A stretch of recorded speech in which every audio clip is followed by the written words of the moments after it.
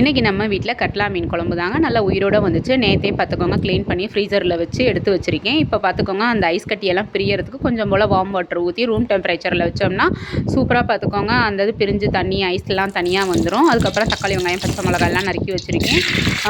புளி தனியாக ஊற வச்சு வச்சுருக்கேங்க. கொஞ்சம் போல் வந்து வெந்தயம் போட்டிருக்கேன். உங்களுக்கு வேணும்னா நீங்கள் சோம்பு போட்டுக்கலாம். நான் வெந்தயம் மட்டும் போட்டு தாளிச்சிருக்கேன். வெங்காயம் பச்சை மிளகாய் கருவேப்பிலை இதை மூணையும் போட்டு நல்லா வதக்கி விடணும் பார்த்துக்கோங்க. அதுக்கப்புறம் வந்து தக்காளி கொஞ்சம் போல் உப்பு போட்டு நல்லா வதக்கி விடணுங்க. கொஞ்சம் அந்த க்ரீமி டெக்ஸ்சர் வர்ற வரைக்கும் வதக்கணும்.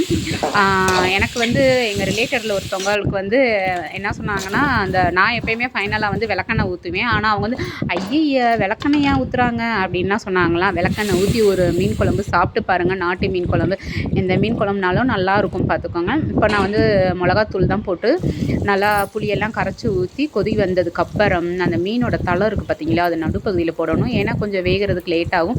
அந்த மிளகா பொடி புளி உப்பு எல்லாம் வந்து சார்ந்து அந்த மீன் தலையில் இருந்து அப்படியே அது உடனே சாப்பிடக்கூடாது.